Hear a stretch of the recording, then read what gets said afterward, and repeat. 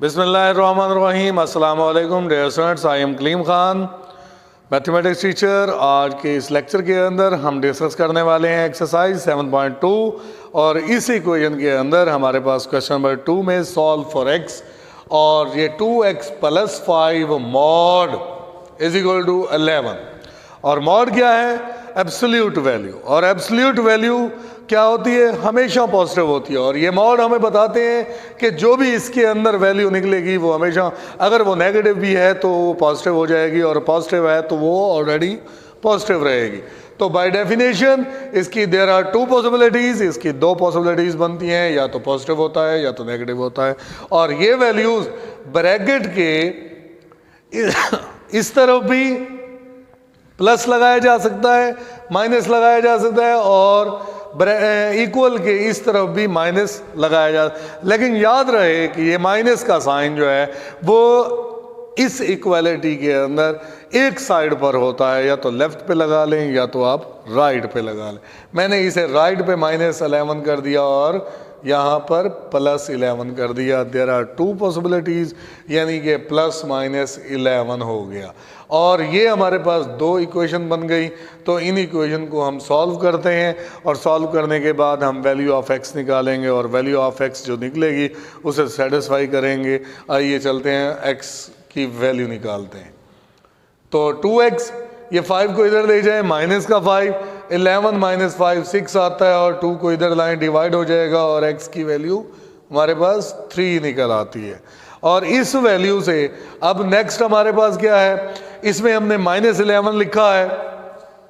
2x is equal to -11 - 5, तो -16 होता है, और 2 को इधर लाएं तो डिवाइड होगा, और डिवाइड होने के बाद x की वैल्यू क्या आती है? -8 आती है। और -8 आने की वजह से एक वैल्यू हमारे पास x की 3 आती है और दूसरी वैल्यू क्या है? -8 है। हम इसे चेक करेंगे कि आया कि इस इक्वेशन के अंदर कोई एक्सट्रेनियस रूट तो नहीं है। एक्सट्रेनियस रूट क्या होता है? अगर ओरिजिनल इक्वेशन में वो रूट की वैल्यू जो आपने x की वैल्यू निकाली है वो अगर ओरिजिनल इक्वेशन में पुट करने के बाद उसकी लेफ्ट साइड राइट साइड के इक्वल आती है, इसका मतलब है कि वो उस वैल्यू ने उस इक्वालिटी को क्या कर दिया? सच साबित कर दिया, तो सेटिस्फाई कर दिया। तो वो हमारा जो x की वैल्यू निकलेगी वो हमारा रूट कहलाएगा, यानी कि सॉल्यूशन सेट में आ जाएगा। तो हम इसे चेक करते हैं। For x is equal to 3, x is equal to 3 हम किस में चेक करेंगे? ओरिजिनल इक्वेशन में।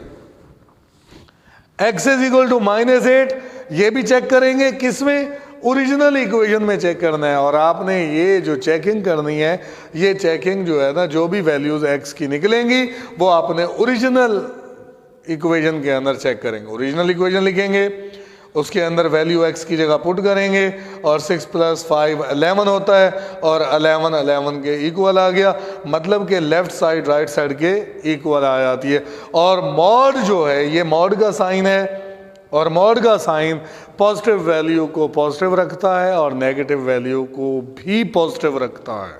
तो इसी तरह इसमें जब हमने वैल्यू x की यहाँ पर -8 पुट की है तो हमारे पास -16 + 5 आता है, और -11 आता है, और इधर राइट साइड पर 11 है। लेकिन ये मॉड की वजह से क्या हो जाएगा? ये 11 और ये 11 इक्वल आ जाएंगे। यानी कि मॉड में अगर नेगेटिव वैल्यू भी आती है तो मॉड हमेशा गिव्स पॉजिटिव वैल्यू। वो क्या करता है? अगर नेगेटिव भी हो तो भी वो पॉजिटिव देता है, अगर पॉजिटिव हो तो भी वो पॉजिटिव देता है। इसलिए हमारा सॉल्यूशन सेट क्या बनेगा? 3 and -8। सॉल्यूशन सेट में यही हम वैल्यू लिखेंगे। अगर हमारी एक वैल्यू सेटिस्फाई करती और दूसरी वैल्यू सेटिस्फाई ना करती, जो वैल्यू सेटिस्फाई करेगी वो हमारा सॉल्यूशन सेट होगा, और जो वैल्यू हमारी सेटिस्फाई नहीं करेगी इसका मतलब है वो एक्सट्रेनियस रूट कहलाता है। एक्सट्रेनियस रूट क्या होता है? A root which doesn't satisfy the original equation is called extraneous root. वो हमारा एक्सट्रेनियस रूट कहलाता है। इसी तरह हम आते हैं इसके नेक्स्ट पार्ट की तरफ। हमारे पास ये पार्ट है 5। इस 5 पार्ट के अंदर x + 2 mod -3 is equal to 5 - x plus two mod. ये हमारे पास क्या है, एक ओरिजिनल इक्वेशन है और वो कहता है कि इसे आप सॉल्व करें और सॉल्व करने के बाद आप इसे हल करके आप इसके सॉल्यूशन सेट फाइंड करें। अब यहाँ पर क्या है, एक्स प्लस टू और एक्स प्लस टू कैसे आया, ये देखें, ये माइनस का है पूरा, ये क्योंकि इसके पीछे माइनस का साइन है तो हम इसको माइनस के साइन को जब इधर ले जाएंगे तो ये क्या हो जाएगा, प्लस का हो जाएगा। यानी कि हमने दोनों मॉड वाली टर्म्स जो है ना वो इकट्ठी कर ली और माइनस का 3 उधर ले जाकर हमने +3 कर दिया। और ये one time mod 2 time x plus 2 mod, यानी कि एक दफ़ा मॉड और दूसरी दफ़ा मॉड, ये बना हमारे पास 2 time mod is equal to 5 + 3 8। और इस 2 को इधर लाएंगे तो डिवाइड हो जाएगा, तो ये मॉड की वैल्यू x plus 2 mod is equal to 4 बन जाएगा। तो इसका मतलब है यहाँ पर भी मॉड अभी ख़त्म नहीं हुआ, हमें थोड़ा सा पहले उसे सिंप्लीफाई करना पड़ा और सिंप्लीफाई करने के बाद हमारे पास एक मॉड की सिचुएशन आ गई। और मॉड की सिचुएशन को बाय डेफिनेशन यानी कि एक दफ़ा प्लस में और एक दफ़ा माइनस में सूरत में लिखेंगे। और जब हमने प्लस की सूरत में लिखा तो हमारे पास x की वैल्यू 2 आई और यहाँ पर 2 को इधर ले गए तो माइनस का -6 और -4 और -2 माइनस का 6, हमें 2 वैल्यू मिल गई। इन 2 वैल्यू को हम क्या करेंगे, चेक करेंगे। चेक कैसे करेंगे, ओरिजिनल इक्वेशन के अंदर हम ये दोनों वैल्यूज पुट कर देंगे।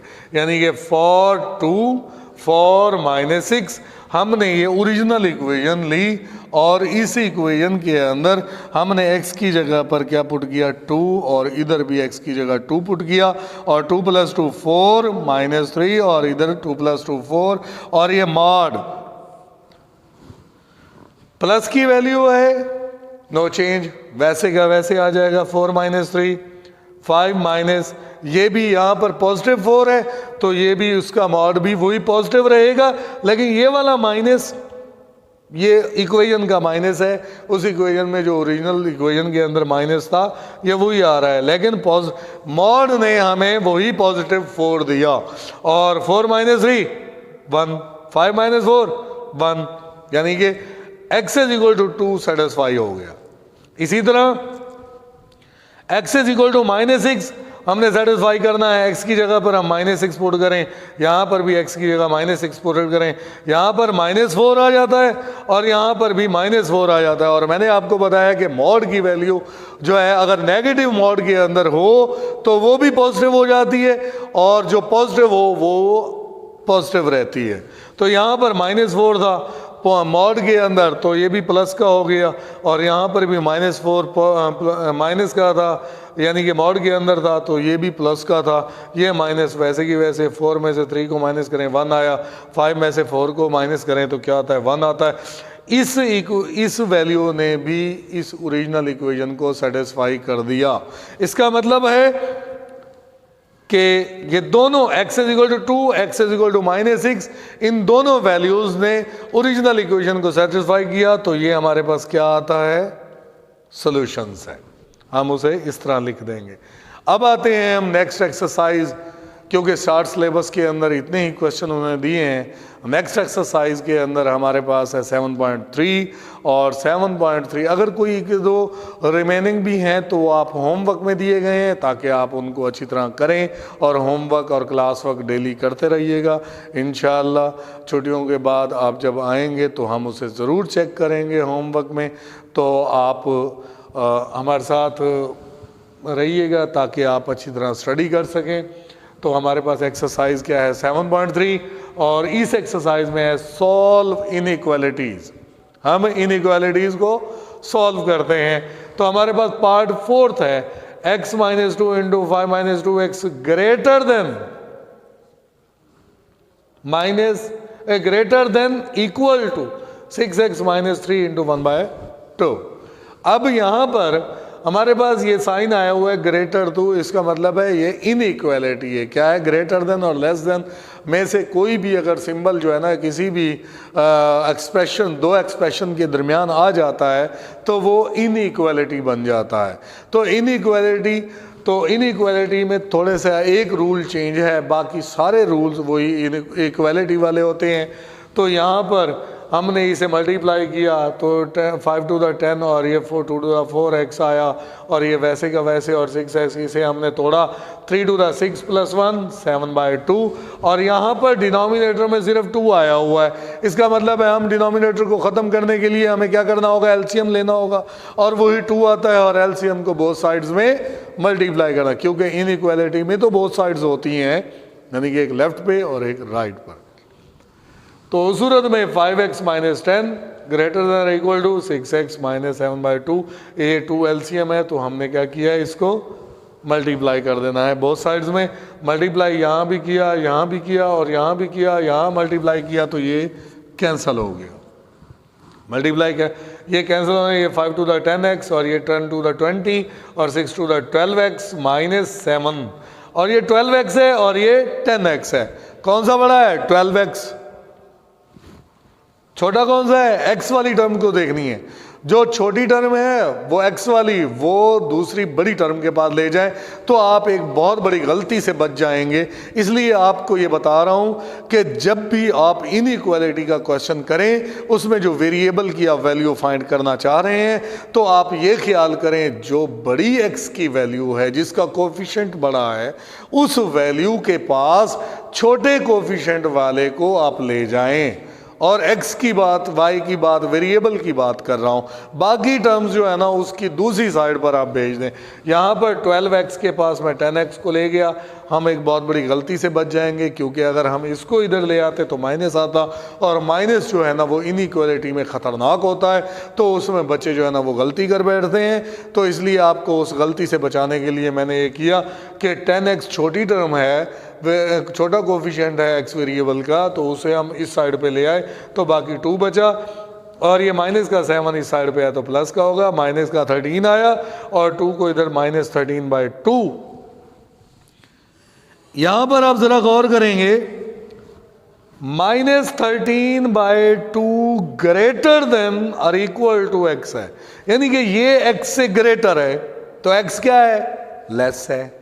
यानी कि माइनस 13/2 ग्रेटर है तो x क्या है? लेस है। हमने उसे लिखा x इज लेस देन और इक्वल टू माइनस 13/2, और 13/2 यहाँ तक भी ठीक है, लेकिन बुक के अंदर जवाब आपका माइनस और इसे उसने डिवाइड किया जो कि 6.5 आया, और फिर हम उसे सोल्यूशन सेट की शक्ल में लिखेंगे, और हम लिखेंगे so solution set x such that x less than और इक्वल टू माइनस 6.5, ये हमारा सोल्यूशन सेट है। तो डियर स्टूडेंट्स, आज के लेक्चर में इतना ही। इंशाअल्लाह फिर मिलेंगे नए लेक्चर में। अगर किसी किस्म का कोई प्रॉब्लम हो, अगर बात पूछनी हो, तो आप जो है ना मुझसे रब्ता कर सकते हैं व्हाट्सएप के ज़रिए। अदर कम्युनिकेशन जो हमारे पास टेलीफोनिक कम्युनिकेशन है, उसके ज़रिए भी आप जो है ना मुझसे रब्ता कर सकते हैं। तो आप डेली अपना होमवर्क और क्लास वर्क कीजिएगा, ताकि आपकी स्टडी कंप्लीट हो और आपको अच्छी तरह पढ़ते रहें। इंशाअल्लाह फिर मिलेंगे नए लेक्चर में। अस्सलामु अलैकुम।